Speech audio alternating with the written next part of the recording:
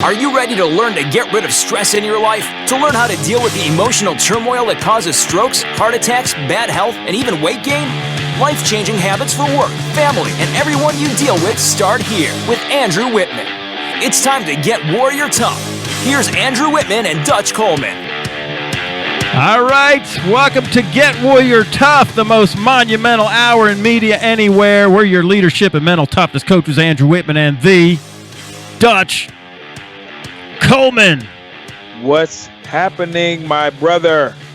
Dude, I love the Popeye shirt. If you don't have the YouTube channel, you should get it right now. Dutch is wearing a Popeye shirt with, is that a bulldog on there? Yeah, it's a bulldog. I'll put it down a little bit more so you can see it. Yeah. There it is. That's mean, man. That's tough. Yeah.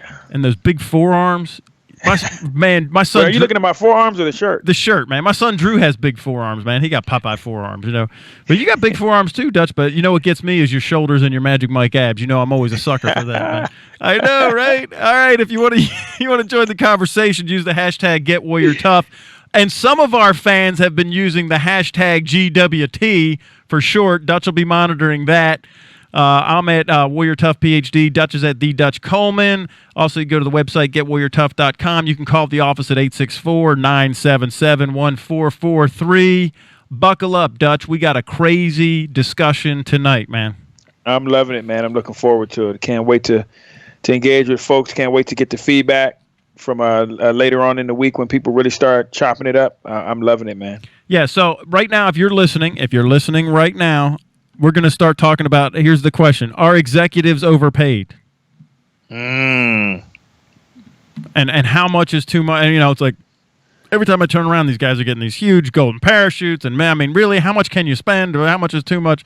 So, I was asked that question this week. You know, why is it that executives have to be paid so much? You know, is it because of recruiting? What is it, you know?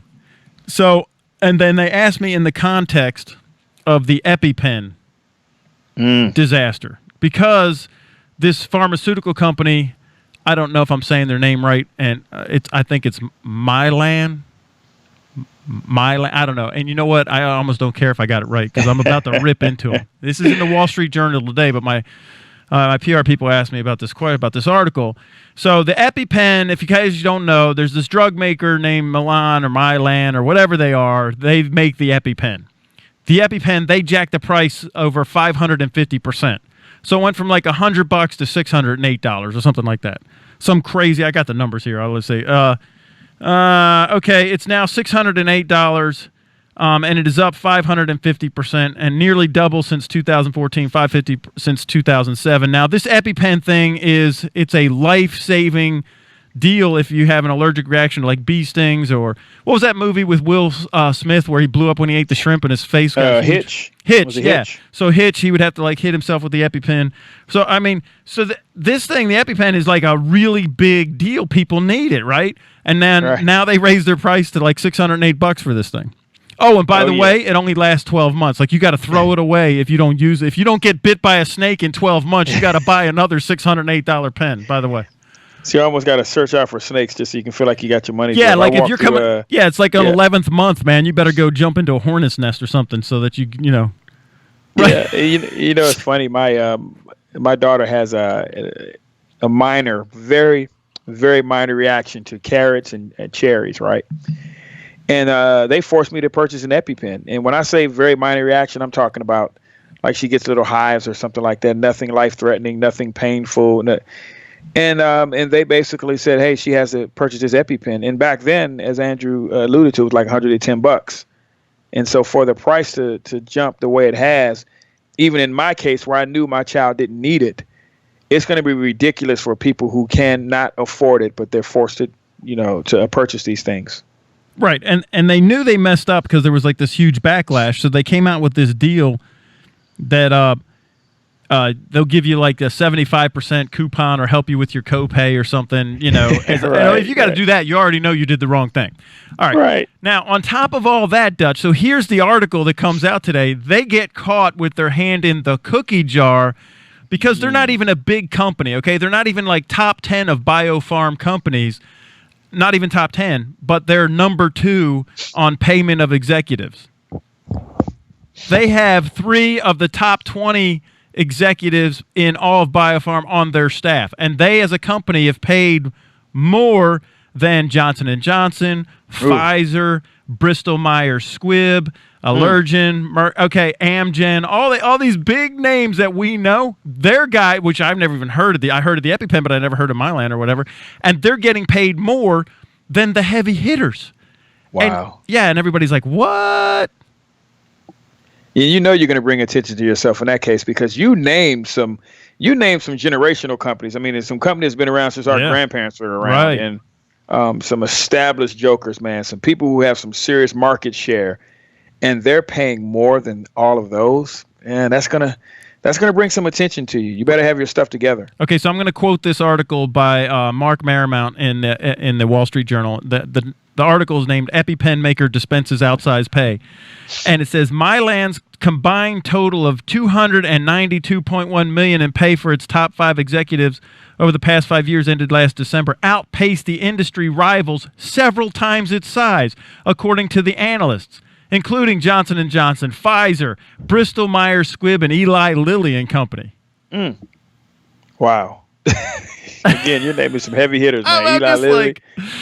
Yeah. Oh, goodness. So now, when this was brought to bear, right, they're like, hey, they chose 22, Mylan chose 22 companies to say this is our peer group. So this is the 22 companies. They're number 2. But on the list, they're like number 13 in size out of the 22. And it's getting worse. I'm going to forewarn the people. It's going to get worse. Go ahead. I can't wait. Okay, so it's just I almost can't be serious with this, but it says they're clearly a very generous company, says Kevin Murphy of the University of Southern California's Marshall School of Business. Mylan then defends its pay practices, saying in a statement, you're right, we shouldn't have raised the prices, and that's what we're gouging people. No, they said this in a statement, that its business is complex and highly competitive. Hey, we have a very complex and highly competitive business, and our effective management across our regions and portfolio has allowed us to consistently deliver strong performance for our shareholders year over year. And Mylan stock it rose 155% over the 5-year period, which it's pretty good. Pretty good. But they came under fire because of the EpiPen increase. It's their only big selling branded product. The only branded product. So everything they have is due to the EpiPen, basically. Well, no, that's the only branded. Now, listen to this. This is what the EpiPen, which carries a list price now of $608, right? It covered 23% of their operating income. 23%. And the rest of its revenue, what is that, like 80-something% of revenue, was generated from generic drugs. So they're taking generic drugs. That's their main piece of business. So they can't grow anymore. The generic brand to everything. So they're hawking generic stuff. They have one branded thing, and so what they did is they jacked that price up 550% in order to hit their growth targets. Wow. And that's how their executives say, we're getting, we performed. No, because you can't raise the price on generics, but that's their core base of what they do is the generics, 85% or 83%. And the rest, that's other 23% is the EpiPen. The only way that they could, hit their growth target, and they promised their shareholders, they said, you know what, we're going to have a growth rate targeting 16% annually. Or 77% is. Is it 77? Okay, yeah. 77. But it's still saying there. So they had no movement. They have no upward mobility with the 77%. So they chunked it all to 23%. Yeah. They put it all in it. Right. Okay, and then they tell them the shareholders we're going to hit 16% annual growth rate. So the only way to do it is jack. And listen, if that's what you want to do, it's your company. You could do whatever you want. But don't be shocked when you have blowback, because what's happening now is they're getting blowback not from their customers, but the market at large, including other companies, analysts, and folks like you and me, Dutch. Yeah, people will come looking. They will come snooping around when you do things a certain way. So no one's questioning really how you do things. But when you do those things, you better be prepared for the snooping. You better be bulletproof. You better have your ducks in a row. You better be doing things for the right reason, or you better yet, you better be representing what you said you represent. That's the root of it all. It really is. It just really is. Now, when I was asked today, why is it about executive pay? Why is it executives are overpaid? Are they overpaid? Is it because of recruiting? And I looked at this story and I said it's not. It has nothing to do with the payment of the executives. Nothing. That's the symptom. Well, I'll tell you this: anybody who's questioning the pay of an executive because of the pay of the executive that's in this market, knows that if you do that, then I'm going to start questioning your pay.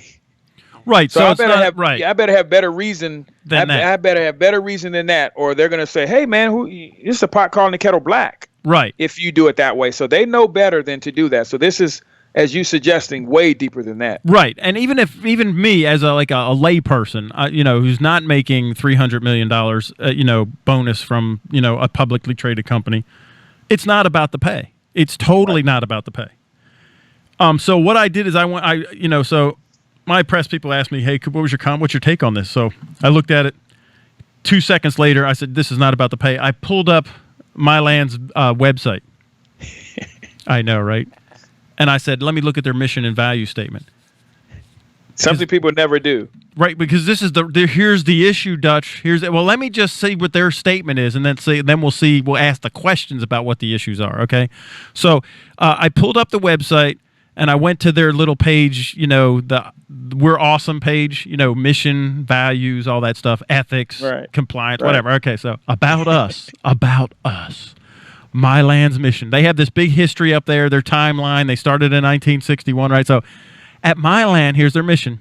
I'm quoting. Oh, wait. You know what you should do? What? You should save this for after the break. Oh, I should. You're right. Great teaser. Dude, see, this is why you got like thousands of hours of broadcast time, and I'm a rookie, man. I'm a complete rookie. All right, so we're going to take the break. We'll come back after the break. You're listening to the Get Warrior Tough radio show with Dutch and Andrew. We'll be right back.